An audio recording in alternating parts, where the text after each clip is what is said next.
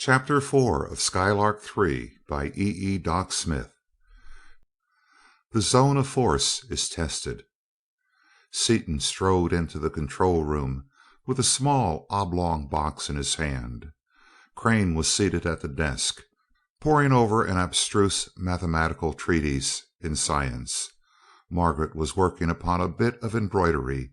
Dorothy, seated upon a cushion on the floor with one foot tucked under her, was reading, her hand straying from time to time to a box of chocolates conveniently near. "Well, this is a peaceful, homelike scene. Too bad to bust it up. Just finished sealing off and flashing out this case, Mart. Going to see if she'll read. Want to take a look?" He placed the compass upon the plane table, so that its final bearing could be read upon the master circles controlled by the gyroscopes. Then simultaneously started his stopwatch and pressed the button which caused a minute couple to be applied to the needle. Instantly the needle began to revolve, and for many minutes there was no apparent change in its motion in either the primary or secondary bearings. "Do you suppose it is out of order, after all?" asked Crane regretfully. "I don't think so," Seaton pondered. "You see, they weren't designed to indicate such distances on such small objects as men, so I threw 1,000,000 ohms in series with the impulse. That cuts down the free rotation to less than half an hour and increases the sensitivity to the limit. There, isn't she trying to quit it?" "Yes, it's settling down. It must be on him still." Finally the ultra sensitive needle came to rest. When it had done so, Seaton calculated the distance, read the direction, and made a reading upon Osnome. "He's there all right. Bearings agree, and distances check to within a light year, which is as close as we can hope to check on a small mass such as a man. Well, that's that. Nothing to do about it until after we get there. One sure thing, Mart, we're not coming straight back home from X. No, an investigation is indicated." "Well, that puts me out of a job. What to do? Don't want to study, like you. Can't crochet, like Peg. Darned if I'll sit cross-legged on a pillow and eat candy, like that Titian blonde over there on the floor. I know what. I'll build me a mechanical educator and teach Shiro to talk English instead of that mess of language he indulges in. How'd that be, Mart?" "Don't do it," put in Dorothy positively. "He's just too perfect the way he is. Especially don't do it if he'd talked the way you do. Or could you teach him to talk the way you write?" "Ouch, that's a dirty dig. However, Mrs. Seaton, I am able and willing to defend my customary mode of speech. You realize that the spoken word is ephemeral, whereas the thought, whose nuances have once been expressed in imperishable print, is not subject to revision. Its crudities can never be remodeled into more subtle, more gracious shading. It is my contention that, due to these inescapable conditions, the mental effort necessitated by the employment of nice distinctions in sense and meaning of words, and a slavish adherence to the dictates of the more precise grammarians, should be reserved for the print." He broke off as Dorothy, in one lithe motion, rose and hurled her pillow at his head. "Choke him, somebody. Perhaps you had better build it, Dick, after all." "I believe that he would like it, Dick. He is trying hard to learn, and the continuous use of a dictionary is undoubtedly a nuisance to him." "I'll ask him. Shiro?" "You have call, sir?" Shiro entered the room from his galley with his unfailing bow. "Yes. How'd you like to learn to talk English like Crane there does, without taking lessons?" Shiro smiled doubtfully, unable to take such a thought seriously. "Yes, it can be done," Crane assured him. "Dr. Seaton can build a machine which will teach you all at once, if you like." "I like, sir, enormously. Yes, sir. I years study and pore, but honorable English, extraordinary difference from Nipponese. No can do. Dictionary useful, but he flipped pages dexterously. Extremely cumbrous. If honorable Seaton can do, shall be extreme gratification. He bowed again, smiled, and went out. I'll do just that little thing. So long, folks. I'm going up to the shop.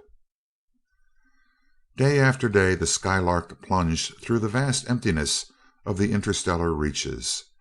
At the end of each second she was traveling exactly 26 feet per second faster than she had been at its beginning, and as day after day passed her velocity mounted into figures which became meaningless even when expressed in thousands of miles per second.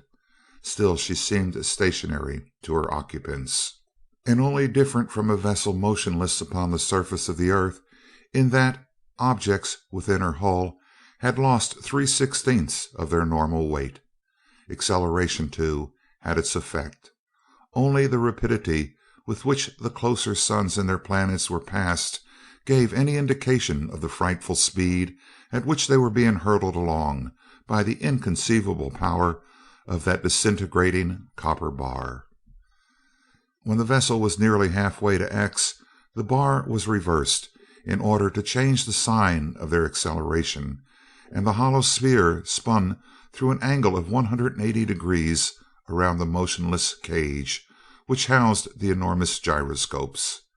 Still apparently motionless and exactly as she had been before, the Skylark was now actually traveling in a direction which seemed down, and with a velocity which was being constantly decreased by the amount of their negative acceleration.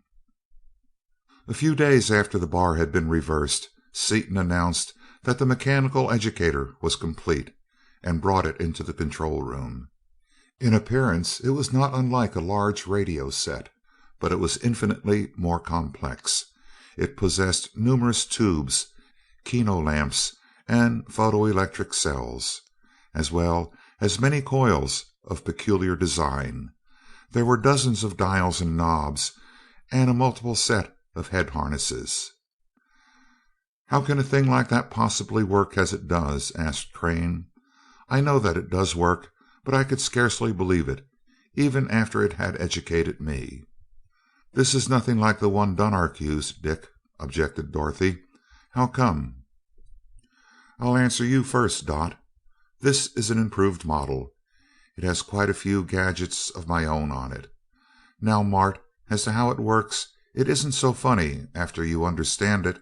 It's a lot like radio in that respect. It operates on a band of frequencies lying between the longest light and heat waves and the shortest radio waves. This thing here is the generator of those waves, and a very heavy power amplifier. The headsets are stereoscopic transmitters, taking or receiving a three-dimensional view. Nearly all matter is transparent to those waves, for instance bones, hair, and so on. However, cerebin, a cerebroside peculiar to the thinking structure of the brain, is opaque to them. Dunark, not knowing chemistry, didn't know why the educator worked, or what it worked on. He found out by experiment that it did work, just as we found out about electricity. This three-dimensional model or view, or whatever you want to call it, is converted into electricity in the headsets, and the resulting modulated wave goes back to the educator. There it is heterodyned with another wave. This second frequency was found after thousands of trials, and is, I believe, the exact frequency existing in the optic nerves themselves, and sent to the receiving headset. Modulated as it is, and producing a three-dimensional picture, after rectification in the receiver, it reproduces exactly what has been viewed, if due allowance has been made for the size and configuration of the different brains involved in the transfer.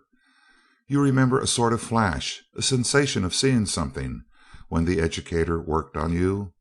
Well, you did see it, just as though it had been transmitted to the brain by the optic nerve. But everything came at once. so the impression of sight was confused. The result in the brain, however, was clear and permanent. The only drawback is that you haven't the visual memory of what you have learned, and that sometimes makes it hard to use your knowledge. You don't know whether you know anything about a certain subject or not until after you go digging around in your brain looking for it. "I see," said Crane, and Dorothy, the irrepressible, put in, "Just as clear as so much mud. What are the improvements you've added to the original design?"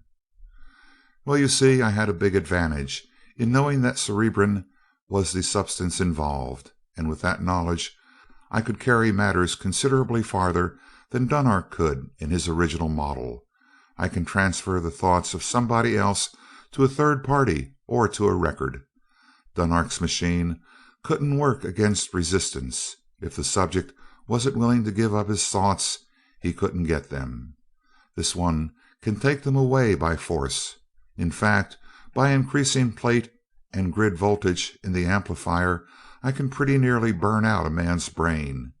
Yesterday I was playing with it, transferring a section of my own brain to a magnetized tape, for a permanent record, you know, and found out that above certain rather low voltages it becomes a form of torture that would make the best efforts of the old Inquisition seem like a petting party."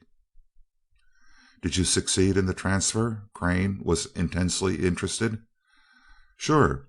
Push the button for Shiro and we'll start something."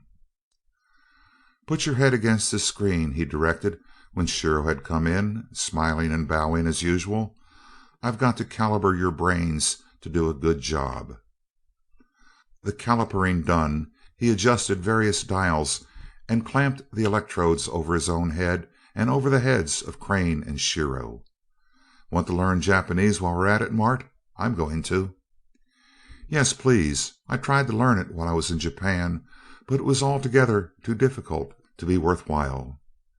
Seaton threw in a switch, opened it, depressed two more, opened them, and threw off the power.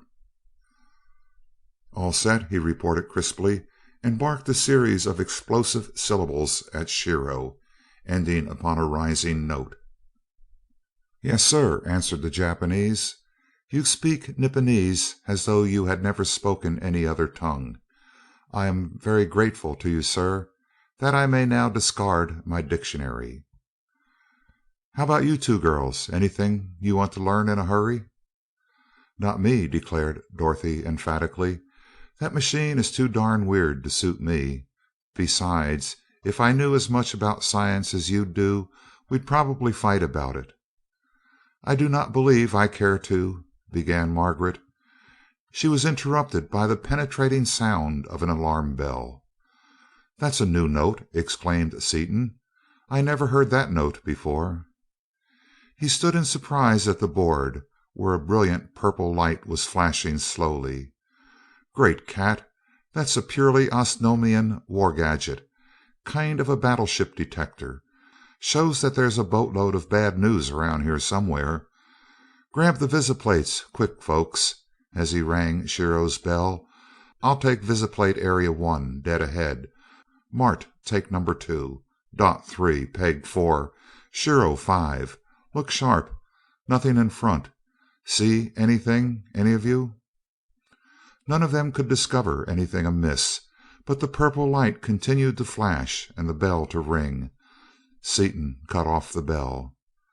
"We're almost to X," he thought aloud. "Can't be more than 1,000,000 miles or so, and we're almost stopped. Wonder if somebody's there ahead of us. Maybe Dunark is doing this, though. I'll call him and see." He threw in a switch and said one word: "Dunark." "Here," came the voice of the Kofedix from the speaker. "Are you generating?" "No, just called to see if you were. What do you make of it?" "Nothing as yet. Better close up." "Yes, edge over this way and I'll come over to meet you. Leave your negative as it is. We'll be stopped directly. Whatever it is, it's dead ahead. It's a long way off yet, but we'd better get organized. Wouldn't talk much either. They may intercept our wave, narrow as it is." "Better yet, shut off your radio entirely. When we get close enough together, we'll use the hand language. You may not know that you know it, but you do. Turn your heaviest searchlight toward me. I'll do the same." There was a click as Dunark's power was shut off abruptly, and Seaton grinned as he cut his own.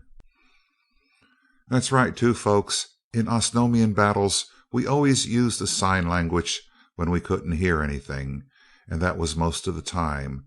I know it as well as I know English, now that I'm reminded of the fact." He shifted his course to intercept that of the Osnomian vessel.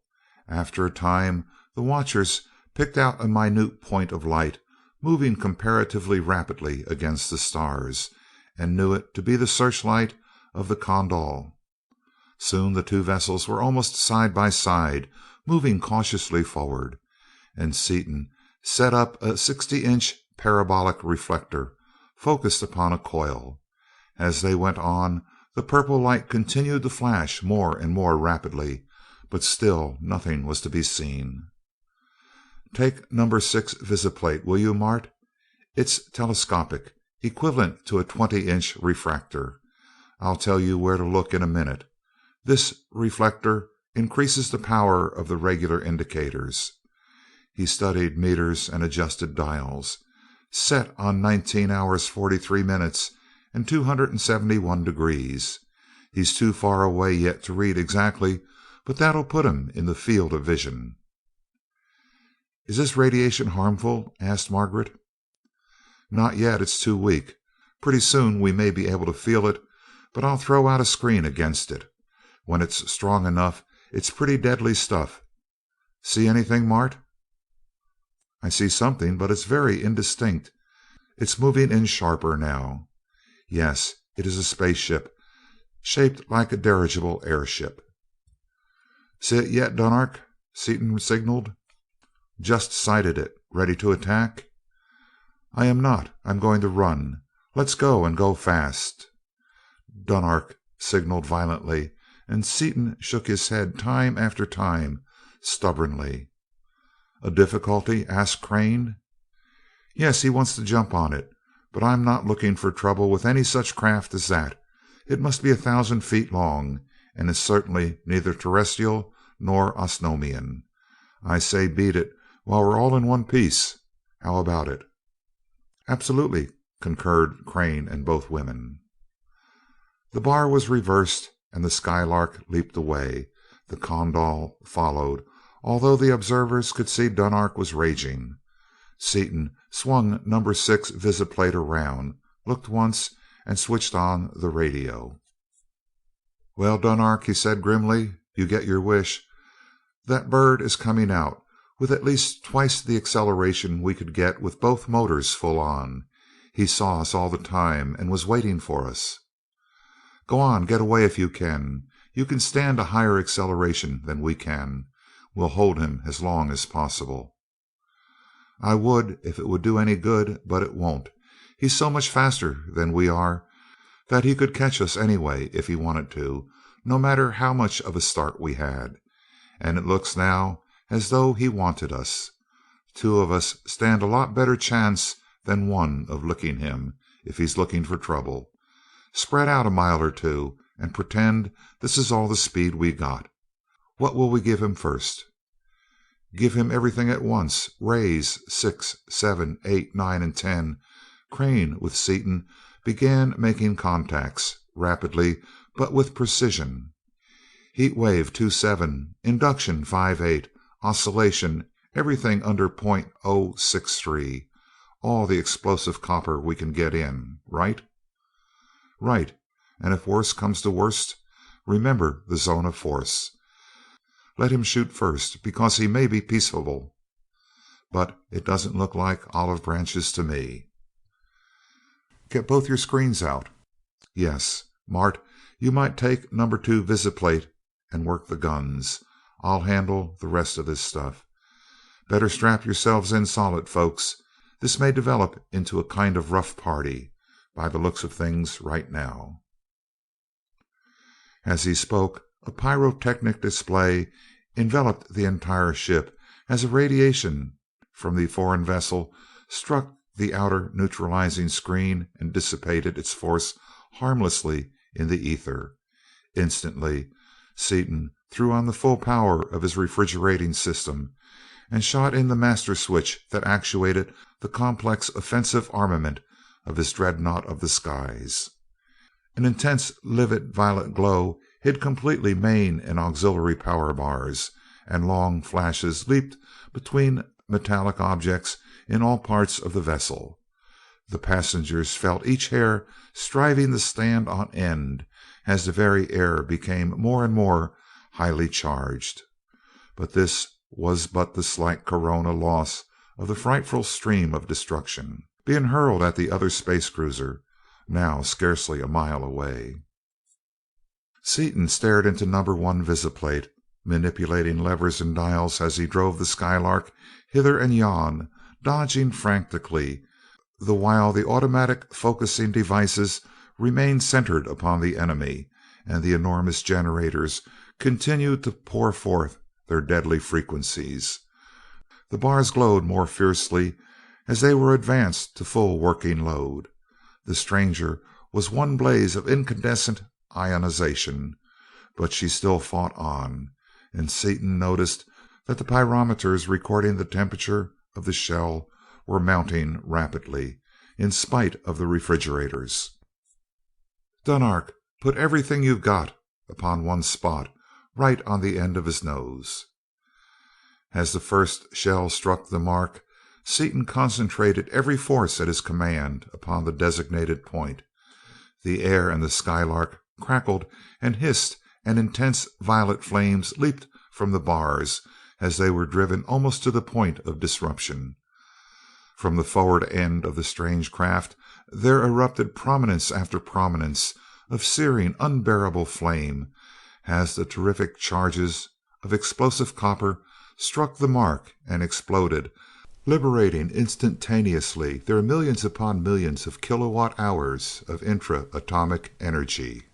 Each prominence enveloped all three of the fighting vessels and extended for hundreds of miles out into space.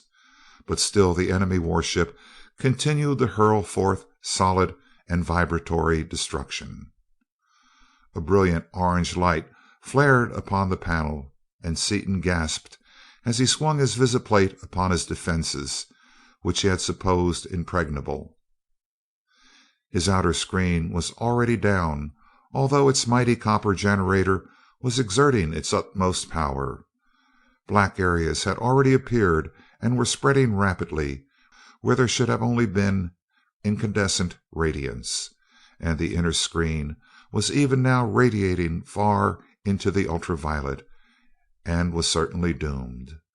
Knowing as he did the stupendous power driving those screens, he knew that there were superhuman and inconceivable forces being directed against them, and his right hand flashed to the switch controlling the zone of force. Fast as he was, much happened in that mere moment that passed before his flying hand could close the switch.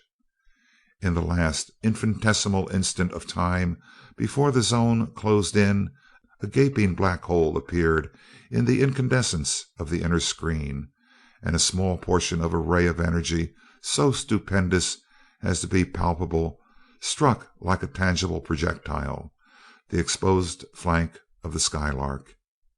Instantly the refractory arenak turned an intense dazzling white, and more than a foot of the 48-inch skin of the vessel melted away like snow before the oxy-acetylene flame, melting and flying away in molten globes and sparkling gases. The refrigerating coils lining the hull were of no avail against the concentrated energy of that titanic thrust. As Seaton shut off his power, intense darkness and utter silence closed in, and he snapped on the lights. "They take one trick," he blazed, his eyes almost emitting sparks, and leaped for the generators. He had forgotten the efforts of the zone of force, however, and only sprawled grotesquely in the air until he floated within reach of a line. "Hold everything, Dick," Crane snapped as Seaton bent over one of the bars. "What are you going to do?" I'm going to put as heavy bars in these ray generators as they'll stand, and go out and get that bird.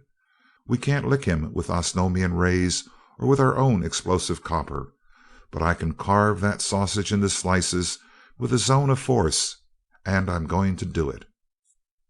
"Steady, old man, take it easy. I see your point. But remember that you must release the zone of force before you can use it as a weapon. Furthermore, you must discover his exact location and must get close enough to him to use the zone as a weapon, all without its protection. Can those ray screens be made sufficiently powerful to withstand the beam they employed last, even for a second?" "Never thought of that, Mart," Seaton replied, the fire dying out of his eyes. "Wonder how long the battle lasted.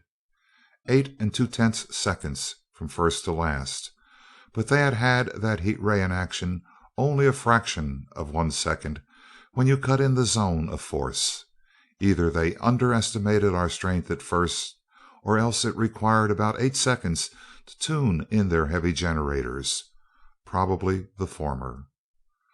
But we've got to do something, man. We just can't sit here and twiddle our thumbs." "Why, and why not? That course seems eminently wise and proper. In fact, at present time, thumb twiddling is distinctly indicated." "Oh, you're full of little red ants. We can't do a thing with that zone on, and you say just sit here. Suppose they know all about that zone of force. Suppose they can crack it. Suppose they ram us." "I shall take up your objections in order." Crane had lighted a cigarette and was smoking meditatively. "First, they may or may not know about it. At present, that point is immaterial. Second, whether or not they know about it, it is almost a certainty that they cannot crack it. It has been up for more than 3 minutes, and they have undoubtedly concentrated everything possible upon us during that time. It is still standing. I really expected it to go down in the first few seconds, but now that it has held this long, it will, in all probability, continue to hold indefinitely. Third, they most certainly will not ram us for several reasons. They probably have encountered few, if any, foreign vessels able to stand against them for a minute, and will act accordingly. Then, too, it is probably safe to assume that their vessel is damaged, to some slight extent at least, for I do not believe that any possible armament could withstand the forces you directed against them and escape entirely unscathed. Finally, if they did ram us, what would happen? Would we feel the shock? The barrier in the ether seems impervious, and if so, it could not transmit a blow. I do not see exactly how it would affect the ship dealing the blow. You are the one who works out the new problems in unexplored mathematics. Sometime you must take a few months off and work it out." "Yes, it would take that long, too, I guess. But you're right. He can't hurt us. That's using the old bean, Mart. I was going off half cocked again, darn it. I'll pipe down, and we'll go into a huddle." Seaton noticed that Dorothy's face was white and that she was fighting for self-control.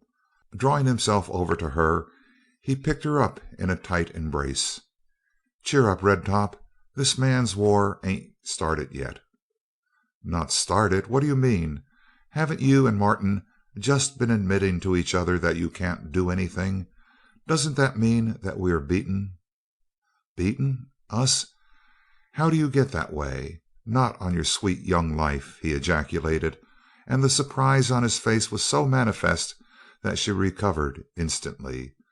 "We've just dug a hole and pulled the hole in after us, that's all. When we get everything doped out to suit us, we'll snap out of it, and that bird'll think he's been petting a wildcat." "Mart, you're the thinking end of this partnership," he continued thoughtfully. "You've got the analytical mind and the judicial disposition, and can think circles around me.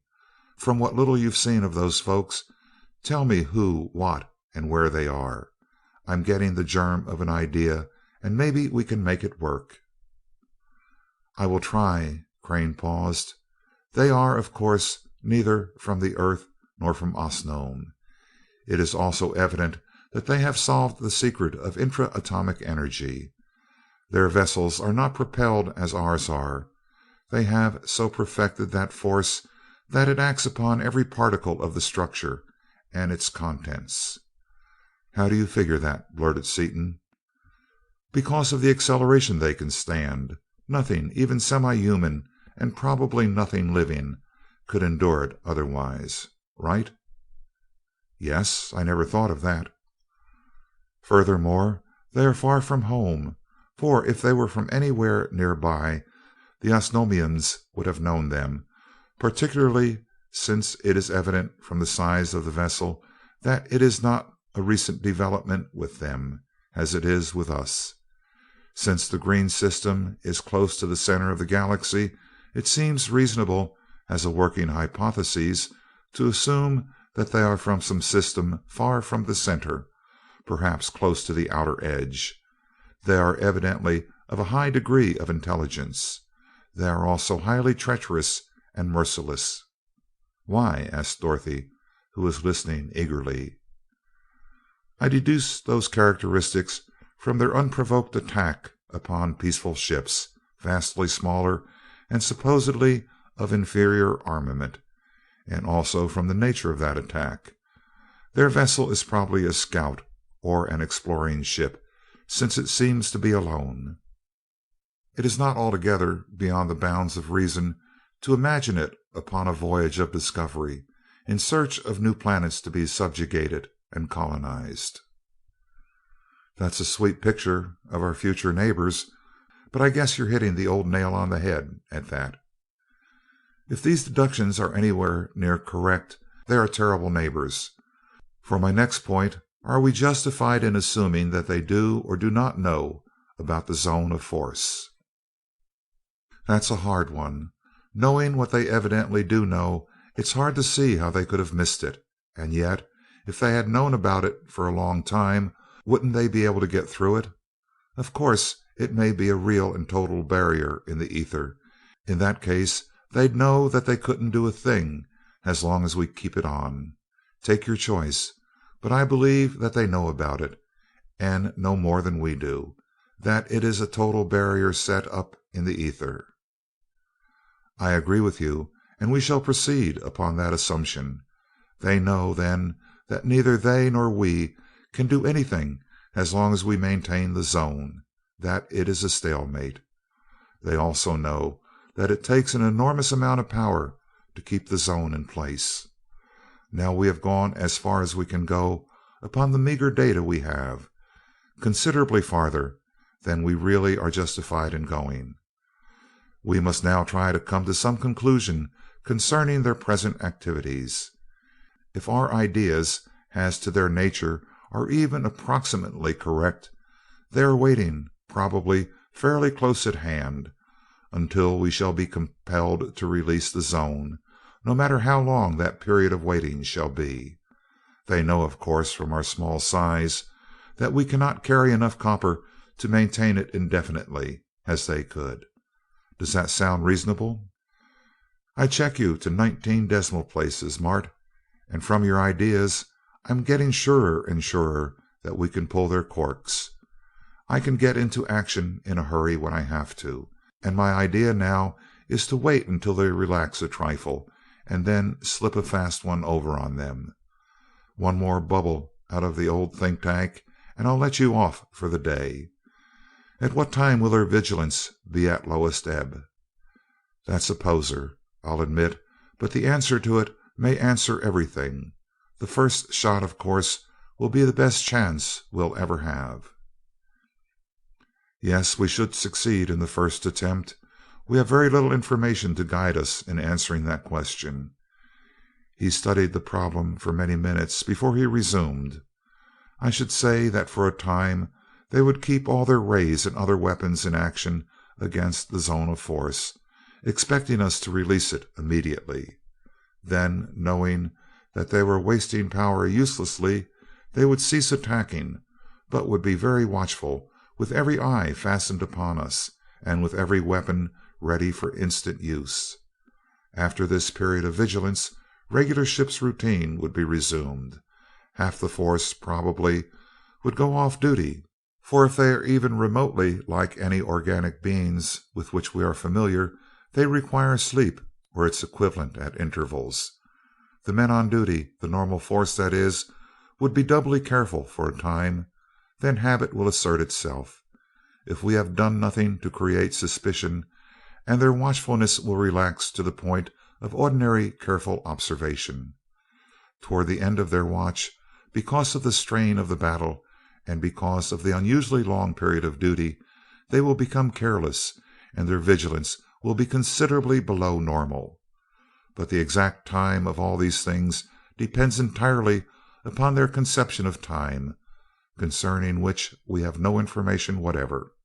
Though it is purely a speculation, based upon earthly and Osnomian experience, I should say that after 12 or 13 hours would come the time for us to make the attack. That's good enough for me. Fine, Mart, and thanks. You've probably saved the lives of the party. We will now sleep for 11 or 12 hours. Sleep, Dick? How could you? Dorothy exclaimed. End of chapter 4.